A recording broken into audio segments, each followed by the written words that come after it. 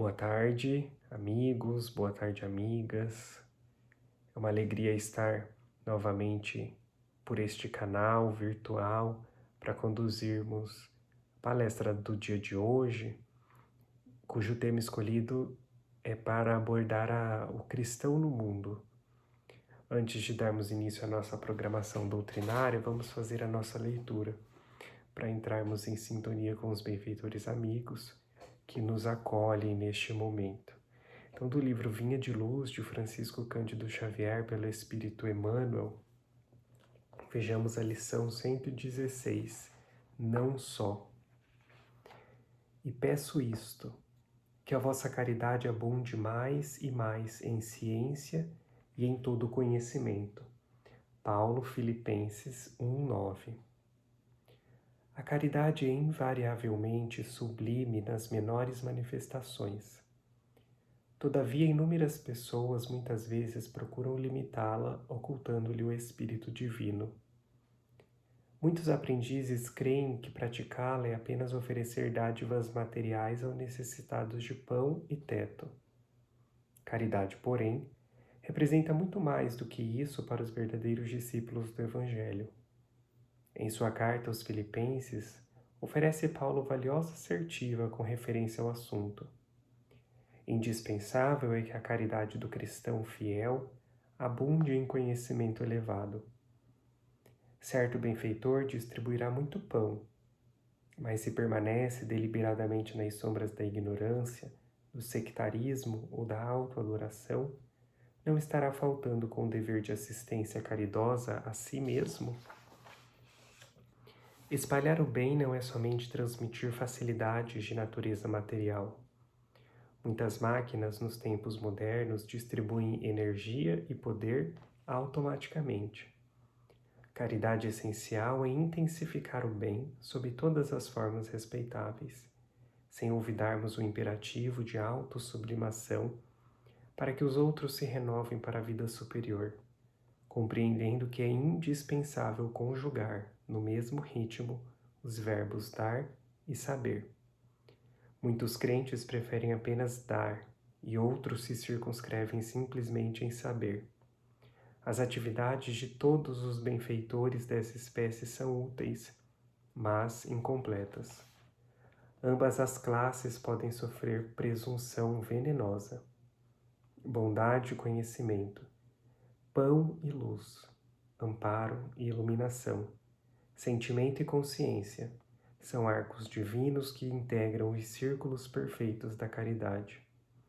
Não só receber e dar, mas também ensinar e aprender. Belíssima mensagem trazida por Emmanuel, que nos convida a exercermos a caridade da forma como ensinou Jesus: benevolência para com todos, indulgência para com as faltas alheias, perdão das ofensas.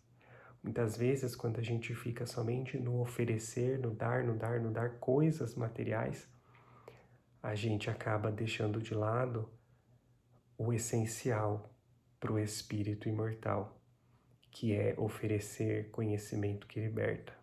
Conhecereis a verdade e a verdade vos libertará. Tudo isso é muito importante, mas nós devemos sempre buscar o equilíbrio. O equilíbrio que Emmanuel nos ensina é o meio termo, né? Então, permanecer sempre buscando o oferecer ensinamentos morais e oferecer também o pão. Aí sim haverá completude.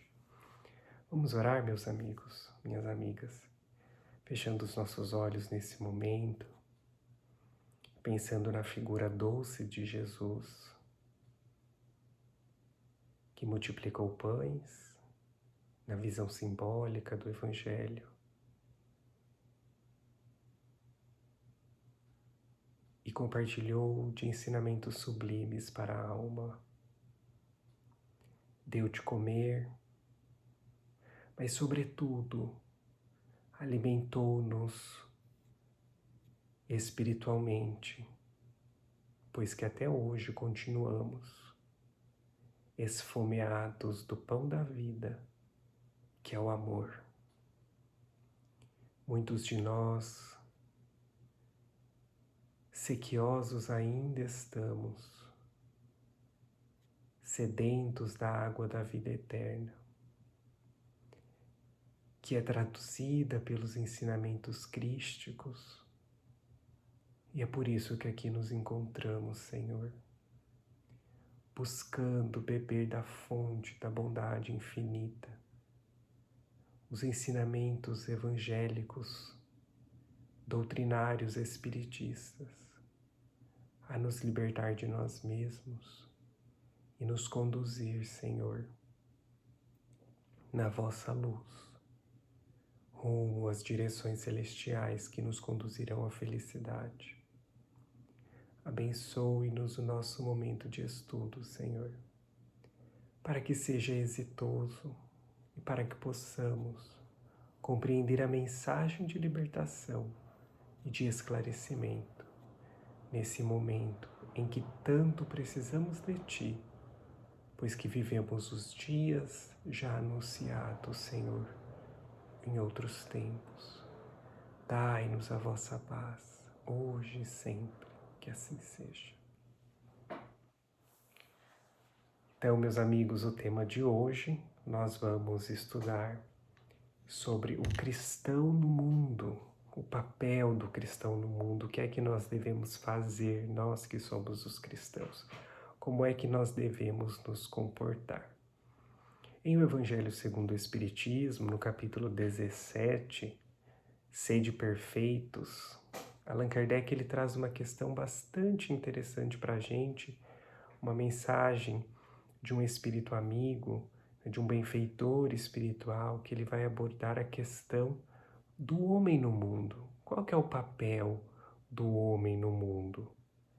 E nessa mensagem pequena, simples de entendimento, o benfeitor espiritual ele nos diz que nós devemos viver no mundo conforme o mundo, que o cristão, e aí nós traduzimos o homem no mundo, ele deve agir hoje, no aqui e no agora, conforme a situação em que nós nos encontramos. Isso parece ser bastante estranho quando Jesus muitas vezes nos ensina a estarmos no mundo sem ser do mundo. Mas na verdade, esse ensinamento, ele demonstra exatamente a exatidão das palavras trazidas pelo benfeitor espiritual, que na verdade rememora aquilo que Jesus nos ensinou de estarmos no mundo sem sermos do mundo. Um ponto fundamental para iniciarmos as nossas reflexões é saber que nós somos espíritos imortais, momentaneamente reencarnados, momentaneamente no corpo físico. E entender a sabedoria da reencarnação. Por que é que nós reencarnamos? Nós reencarnamos, conforme nos ensinam os espíritos lá na codificação, para crescermos, para evoluirmos. Mas tem uma questão bastante interessante nesse ponto da reencarnação com o estar no mundo. Como é que os espíritos se agrupam no plano espiritual? Quando há desencarnação, a gente já leu diversos livros sobre isso, principalmente as obras de André Luiz, de Manuel Filomeno de Miranda, de Ivone Pereira.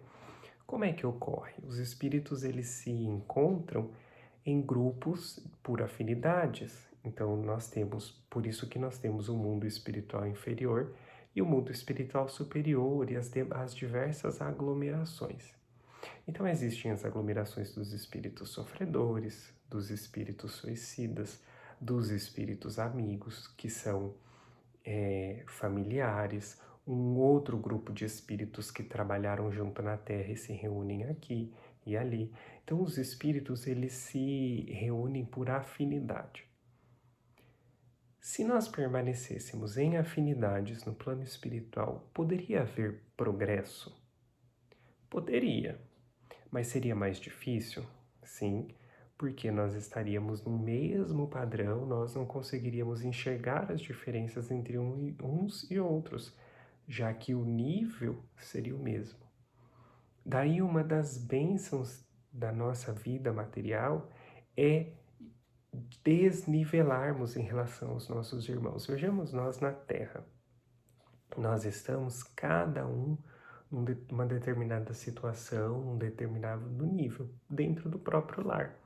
Existem espíritos de uma determinada evolução, espíritos de uma evolução mais baixa, espíritos de uma evolução mais alta, e assim ocorre com todas os agrupamentos materiais. Existem diversas e diversas categorias de espíritos reunidos nesse momento que possuem afinidades espirituais bastante distintas, níveis intelectuais muito diferentes, e isso favorece o crescimento de uns e outros. Favorece que aqueles que têm mais, como na relação da ciência, por exemplo, do que o corpo que possui mais calor oferece calor para o outro. Nas relações sociais, nós possuímos a mesma regra científica, do tipo, aquele que possui mais virtude, mais conhecimento, mais intelecto, diferente da ciência, que é natural, nós temos o dever, e aí vai muito do livre-arbítrio da pessoa, nós temos o dever de compartilhar com o outro as nossas qualidades, aquilo que a gente traz de mais quente, se assim nós podemos dizer, parafraseando a ciência. Então, meus amigos, um dos pontos fundamentais para a reflexão de hoje é nós compreendermos que nós estamos no mundo com pessoas diferentes, com espíritos de categorias diferentes, para que possamos aprender juntos numa mesma direção evolutiva. E aí, nós então nos deparamos com a lei de sociedade, a lei de sociedade trazida por Allan Kardec lá em Livro dos Espíritos, na parte destinada às leis morais, é uma das leis de Deus.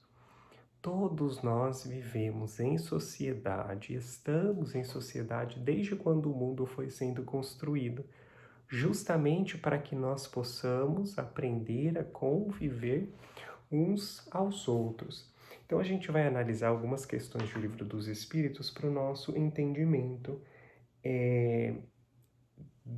da nossa palestra de hoje. Então vejamos aqui as questões relacionadas à sociedade. Questão 877.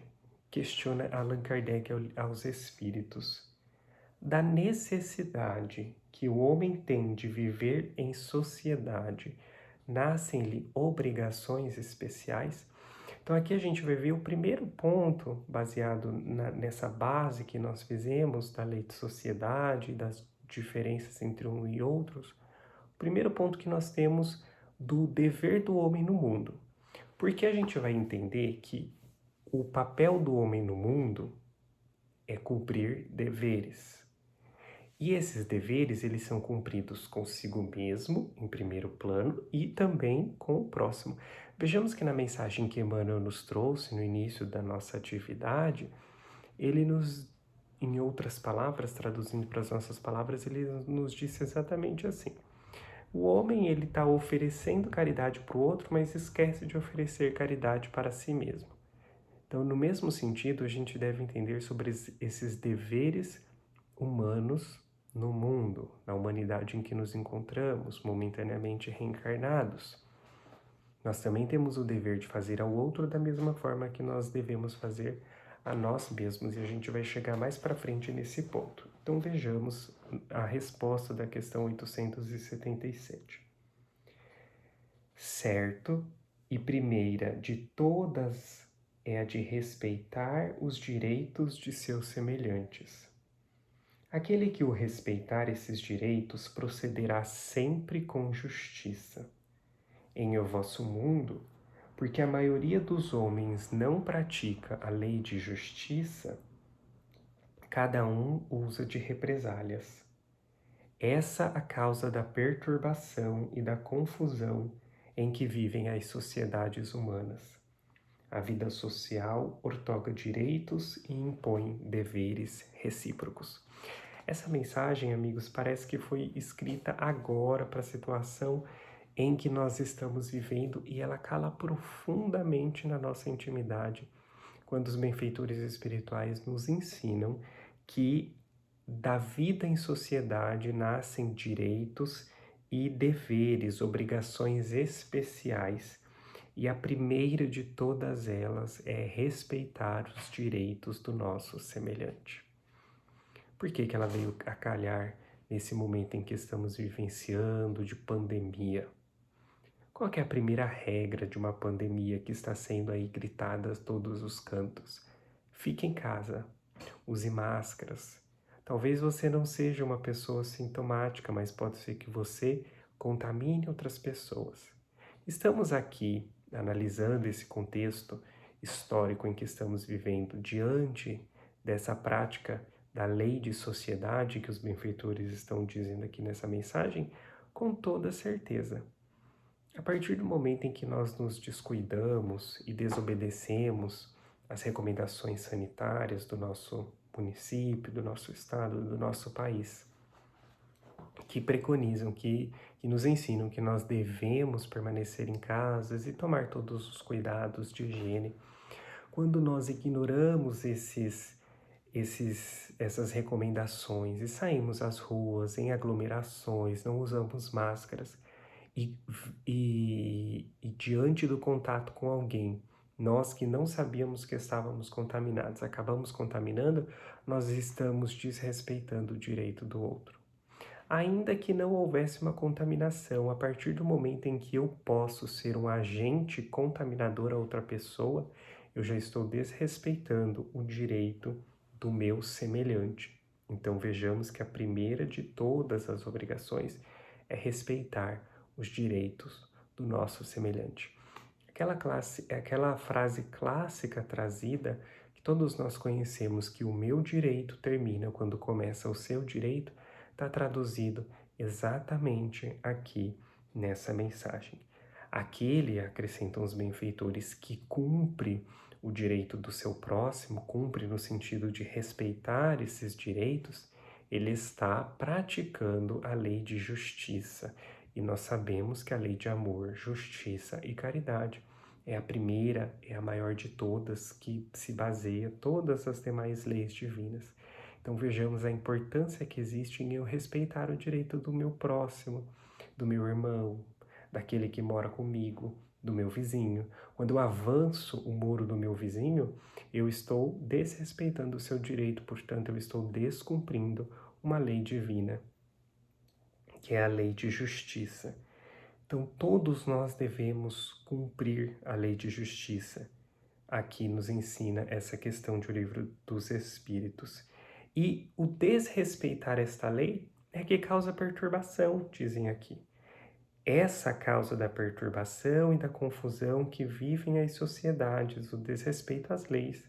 A vida social outorga direitos e impõe deveres recíprocos. Então, do mesmo jeito que eu, Mateus, devo respeitar o direito do meu próximo, o meu próximo, José, Maria, João, deve também respeitar o meu direito. No exemplo que nós trouxemos, usar máscaras, evitar aglomerações, não ficar me apalpando, pegando em mim, me abraçando nesse momento. Não é momento para permanecermos dessa forma, sob pena de estarmos descumprindo a lei de sociedade. Então, o primeiro ponto que o homem no mundo deve se atentar é respeitar o direito do próximo, pois que estamos na lei de sociedade. E como é que nós vamos saber se nós estamos respeitando ou não o direito do outro? Nós vimos o exemplo da pandemia, que é um exemplo bastante clássico, de respeitar as recomendações de saúde, de obedecer às recomendações sanitárias da nossa região. Mas Jesus ele nos ensinou um ponto fundamental para que possamos compreender esse propósito do respeito aos direitos do próximo. Quando Jesus nos ensinou, amai ao próximo como a vós mesmos, fazei aos outros aquilo que gostaria que os outros lhes fizessem, ele estava dando a tônica da onde que nós devemos nos pautar para comportar em relação ao nosso próximo. De que forma que eu gostaria que o outro me observasse? De que forma que eu gostaria que o outro procedesse comigo? Como é que eu gostaria que o outro falasse comigo? como é que eu gostaria que o outro se comportasse comigo. Se ele fizesse uma atitude desta forma ou da outra forma, estaria me perturbando? Estaria infringindo um direito meu, a minha liberdade? Se sim, então eu já sei que eu não devo proceder desta forma, porque se algo me incomoda, eu não devo fazer o mesmo, porque pode ser que incomode o meu companheiro, a minha companheira, o meu próximo. Então, diante desta lei de sociedade a que todos nós estamos submetidos, compete-nos respeitar o direito do outro. E eu respeito o direito do outro quando eu me coloco no lugar do outro para saber o que deve e o que não deve ser feito, para saber o que eu gostaria de fazer e de receber e o que eu não gostaria de fazer e de receber. É uma regrinha bastante básica, é uma regrinha bastante conhecida, mas que muitos de nós nos esquecemos, infelizmente, e acabamos ultrapassando as barreiras que nos cabem. Um outro ponto que o homem no mundo deve se atentar é aquela que nós já adiantamos no início da nossa preleção, quando o benfeitor espiritual, lá na mensagem de O Evangelho segundo o Espiritismo, no capítulo 17, a que nos referimos sede perfeitos, ele nos diz que no mundo nós somos chamados a entrar em contato com os espíritos de todos os tipos, de naturezas diferentes, mas ele nos diz assim, ó: não choqueis a nenhum daqueles com quem estiverdes. O que ele está nos dizendo aqui? Respeite. Quando a gente trata com desrespeito, a gente acaba chocando a outra pessoa. Atitudes desrespeitosas, atitudes extremistas, atitudes impensadas chocam as outras pessoas que não estão esperando aquilo. Então a recomendação é, diante do contato com espíritos de naturezas diversas, que é o que ocorre conosco aqui e agora na humanidade, um outro ponto é: não choqueis a nenhum daqueles com quem estiverdes. Diz ainda o benfeitor espiritual: sede joviais, sede ditosos, mas seja a vossa jovialidade a que provém de uma consciência limpa. Seja a vossa ventura a do herdeiro do céu. Então vejamos, amigos, a mensagem que o benfeitor nos traz para a vida em sociedade. Sejamos joviais, sejamos alegres, sejamos contentes em relação com o nosso próximo. Não é muito melhor a gente chegar no ambiente, no nosso ambiente de trabalho, na nossa casa, enfim, com os nossos amigos, bom dia, boa tarde, boa noite, as pessoas nos responderem naquela mesma alegria, naquela mesma animação que nós estamos oferecendo, ou nós respondermos ao outro a alegria que os outros estão nos ofertando naquele momento? Com toda certeza, é muito bom. Diferente de quando a gente chega num lugar e bom dia, ou ainda nem falamos. Nós só adentramos no ambiente e parece que a gente está derrubando as portas, passando por cima de todo mundo, tropeçando, e aquele ambiente fica mais pesado, aquele ambiente ele fica mais, uma energia muito mais densa, a ausência dessa jovialidade. Uma outra regrinha básica da boa convivência, que lá no século XIX, quando da edição de O Evangelho segundo o Espiritismo, os benfeitores já nos alertavam para essas questões. O homem no mundo, ele é convidado a estar no mundo, não é se afastar do mundo. Não é viver como os eremitas do deserto, como os monges, como as pessoas que se afastam das sociedades e fingem que elas não existem. Vão para as cavernas e ficam lá o tempo todo só orando e jejuando. Não é esse o nosso papel, não é esse o convite para cada um de nós que estamos aqui reencarnados. Neste instante, principalmente, o objetivo é nós permanecermos no mundo, nós estarmos em contato com as pessoas, nós estarmos testemunhando a nossa fé, sobretudo testemunhando os nossos movimentos virtuosos. Porque quando nós nos afastamos do mundo e nos aprisionamos nas cavernas, no deserto, somente orando, orando, orando, onde é que fica o arar? Leon Tolstói nos ensina que arar é orar. Então, quando nós estamos trabalhando, arando a semente da sociedade na qual nós estamos, compartilhando dos momentos com o nosso próximo, nós também estamos orando. Nós também estamos praticando a lei divina, a lei de solidariedade, a lei de sociedade, a lei de justiça e, portanto, estamos também sendo úteis. Engana-se todo aquele que acha que o homem em sociedade deve permanecer afastado de qualquer coisa, das pessoas, que deve adotar uma postura carrancuda, como se essa postura demonstrasse alguma seriedade. Não, talvez demonstra um transtorno de humor, por exemplo, e não a jovialidade natural que nós devemos buscar sempre, como uma instrução trazida pelo benfeitor espiritual. Então esse é o papel do homem do mundo, é o comportamento do homem no mundo. Ser jovial, ser alegre, sorrir, cantar, sem jamais, é claro, ultrapassar o direito que nos cabe. Não é sair gritando por aí, rindo à toa, porque aí a gente sai de um extremo que é da pessoa séria demais, carrancuda demais, fechada demais, e aí a gente vai para a pessoa que é extrovertida, que fala pelos quatro cantos e não respeita o limite das pessoas e quer sempre conversar e tudo mais, e aí a gente acaba indo para as extremidades que sempre nos conduzirão a caminhos equivocados. Quando nós colocamos lá no início, ainda refletindo sobre a mensagem de Emmanuel, que o meio termo é o caminho do equilíbrio, é buscar sempre agir em todos os momentos. Dessa forma, com jovialidade, com alegria, sermos educados, respeitando os limites do nosso próximo. Diz-nos ainda o benfeitor espiritual sobre a questão do homem no mundo. Não imagineis, portanto, que para viverdes em comunicação constante, para viverdes sob as vistas do Senhor, seja preciso vos silicieis e cobrais de cinza. Não, não.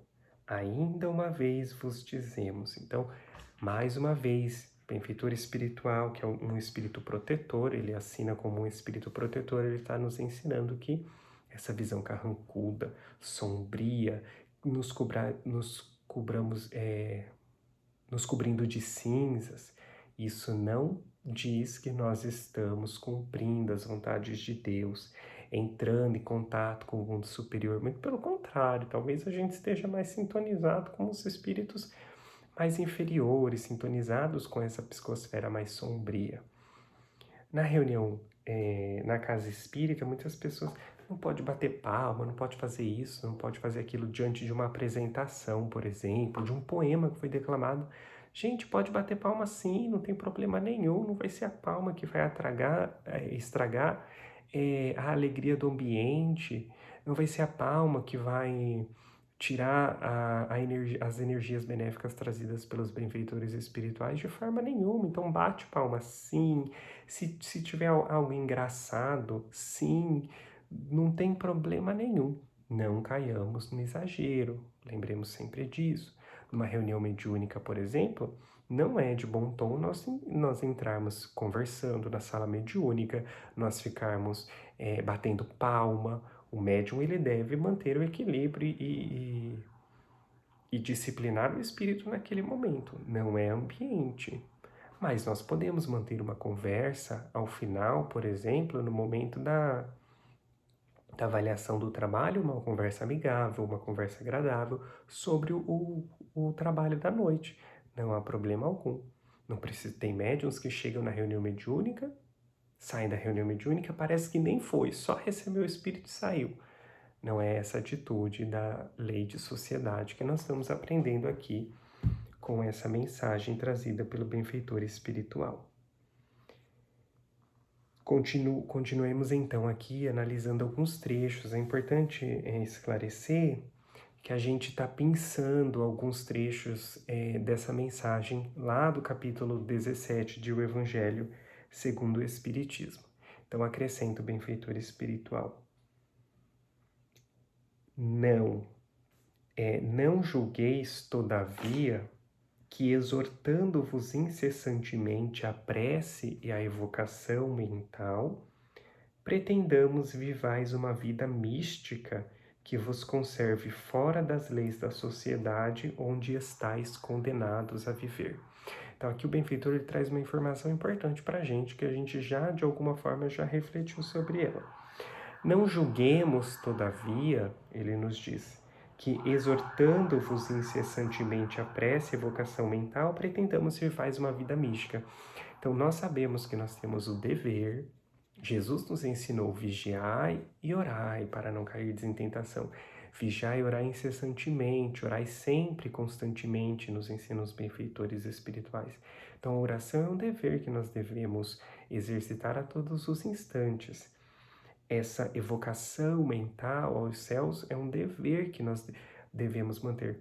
Mas vejamos, nesse momento aqui, nós não estamos de olhos fechados, nós não estamos com a face cerrada, mas nós estamos, de toda certeza, orando, evocando, porque estamos falando do Evangelho de Jesus. Então, ainda que nós tenhamos o dever de manter sempre a vigilância e a oração, isso não quer dizer que nós devamos viver uma vida mística fora das leis da sociedade. Não, não é isso. Ele acrescenta: vivei com os homens de vossa época, como devem viver os homens. Sacrificai as necessidades, mesmo as frivolidades do dia, mas sacrificai com sentimento de pureza que as possa santificar. Então vejamos, viveis com os homens de vossa época. Como é que os homens da nossa época vivem? Nós estamos numa época altamente material, da tecnologia, do conforto. Existe algum problema em tudo isso? Não. Os benfeitores estão falando claramente aqui. Viveis como as pessoas da vossa época. Claro que a gente não deve viver para isso. Nós não devemos viver para os gozos materiais. Nós não devemos viver para comprar, para gozar, para ter. Nós somos seres humanos e não teres humanos. Nós podemos viver com o ter, mas nós devemos sempre buscar o ser, que é o essencial e que é o que fica além dessa vida material. Mas há algum mal, por exemplo, eu querer, digamos que eu trabalho num meio onde as pessoas só usam terno, onde as pessoas usam um traje mais sofisticado, porque é um meio jurídico, por exemplo. Que mal há nisso se eu buscar uma roupa mais adequada para esse ambiente? Um sapato que mais conviva com isso. Isso não vai me fazer menos humilde. E isso não vai me fazer mais vaidoso. A roupa que eu estou vestindo naquele momento para atender à sociedade em que eu me encontro, miniaturizada no meu ambiente de trabalho, por exemplo. O que vai me fazer ser mais humilde ou menos humilde, mais vaidoso ou menos vaidoso, é a atitude que eu tenho perante as pessoas que estão à minha volta. Como é que eu trato, por exemplo, o garçom que me serve? Como é que eu trato a pessoa que limpa a sala em que eu trabalho? A dona do cafezinho? Como é que eu trato aquela pessoa da recepção? Isso faz total diferença, meus amigos. Agora, ter uma roupa X, ter um carro Y, ter um celular, se eu tenho condições, se para que eu consiga aquilo, que eu conquiste algo material, eu não passo por cima de ninguém, o meu dinheiro é conquistado licitamente, fruto do meu trabalho, eu consigo, com o meu dinheiro, ter outras coisas, ajudar outras pessoas, auxiliar a casa espírita, não há então nenhum mal nisso tudo.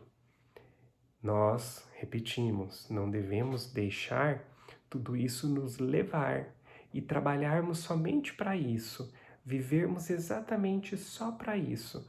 Não é este o caminho, mas é que, se estamos no mundo e temos essas necessidades, e se a sociedade em que nós nos encontramos exige de nós que nós procedamos dessa forma, e nós conquistamos tudo isso de forma digna, de forma honrada, sempre nos pautando nas leis divinas, sobretudo na lei do trabalho, na lei de amor, justiça e caridade. Então os benfeitores nos ensinam: viveis como vivem os homens de vossa época. Questão 719, já caminhando para o encerramento da nossa atividade doutrinária. Merece censura o homem por procurar o bem-estar? Então, por ter uma casa confortável, um carro confortável, merece censura aquelas pessoas que buscam o bem-estar? E aí dizem então os espíritos da codificação: é natural o desejo do bem-estar. Deus só proíbe o abuso por ser contrário à conservação. Ele não condena a procura do bem-estar, desde que não seja conseguido à custa de outrem, e não venha a diminuir-vos nem as forças físicas, nem as forças morais. Um ponto bastante interessante aqui, além do que a gente já conversou. Deus não condena o bem-estar desde que não venha a diminuir-vos nem as forças físicas, nem as forças morais. Então vejamos quando nós estamos trabalhando muito, muito mesmo. E para isso nós sacrificamos o nosso corpo físico, porque nós não nos atentamos aos nossos momentos de descanso, aos nossos momentos com a família. Nós nos cansamos excessivamente achando que nós devemos viver para o trabalho. Lembremos sempre o que nos traz o Livro dos Espíritos. Toda ocupação útil é trabalho. Então, todo momento em que nós estamos realizando uma ação útil, nós estamos trabalhando. Quando nós estamos no nosso trabalho profissional, estamos movidos pelo trabalho profissional, nos cansando, agindo exaustivamente, não nos atentando para as questões de saúde física, de saúde mental. Nós vivemos atualmente, meus amigos, um tempo muito grave para as questões mentais e nós devemos nos atentar para isso. Quando nós não nos atentamos para essas questões, aí sim, esse bem-estar que está sendo buscado à custa da nossa saúde física, da nossa saúde mental e da nossa saúde moral, ele sim.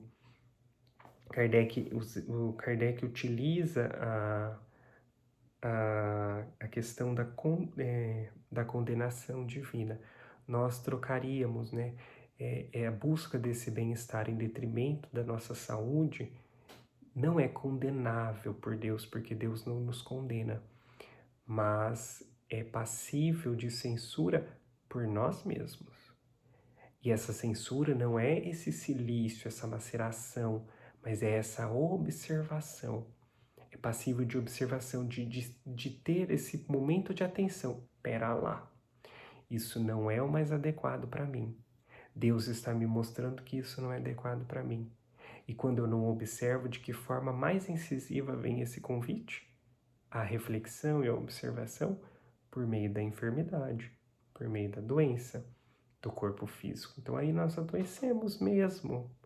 E aí a gente fica uma semana sem trabalhar, 2 semanas sem trabalhar, ficamos com uma lesão de esforço repetitivo, e aí as consequências são as mais variadas possíveis, mas todas como esse chamamento para que nós possamos buscar o equilíbrio das nossas ações e perceber de que forma que nós estamos agindo.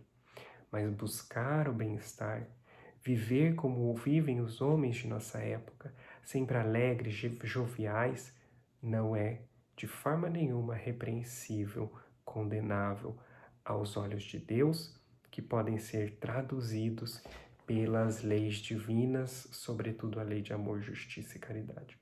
Se tudo isso está sendo amoroso para conosco, está sendo justo para conosco e está sendo caridoso para conosco, se está sendo amoroso, justo e caridoso para com o nosso próximo, então, meus amigos, não há qualquer dúvida sobre as nossas ações, porque nós estamos no caminho correto, que é o caminho das leis divinas. Sempre que nós estivermos em dúvida de algo que nós estamos cometendo, perguntemos a nós mesmos: isso é amoroso, justo e caridoso para comigo? Isso é amoroso, justo e caridoso para com o próximo? E a depender das respostas, a gente vai concluir se aquilo está de acordo com a lei divina ou se está contrário à lei divina.